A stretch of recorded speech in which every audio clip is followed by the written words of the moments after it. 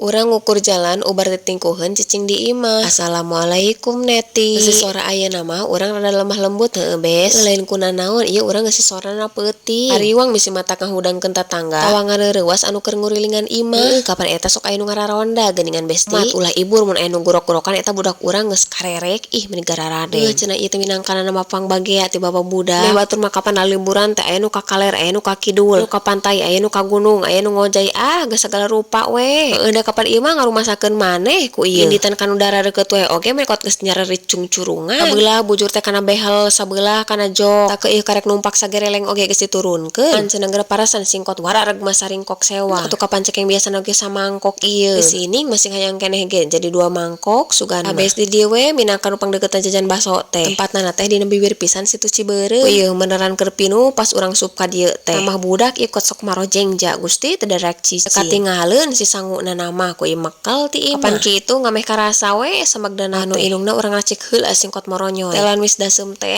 geuning ampun mun teu manggih sapoe teh meni kos asa jalalangar sirah teh. Tuh sajabat ti sangu teh cilok oge melu diringki di kapanan.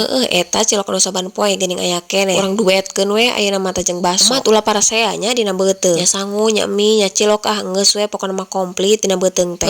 Dari teh lain teu nyaho kana gedena pangbibitan jaran puasa sunat dina bulan Rajab teh. Pan kitu teh teh mimiti jurig nu teu katingal nepi kana jurig bungkeulekan teh. Ayo we ngagaroda. Isuk-isuk Bu cenah dedeh hoyong emam sareng goreng endog. Tuh ku urang teh pangagorengkeun. Pun teu pira eta endog. Mun poe eta hayo dicoo, tapi kaleah da eta Gusti tungtungna mamilu we dahar jeung budak. Deui mun asa jadi alasan we geus boga hutang puasa teh kapanan. Geus heula nya besti, see you next video.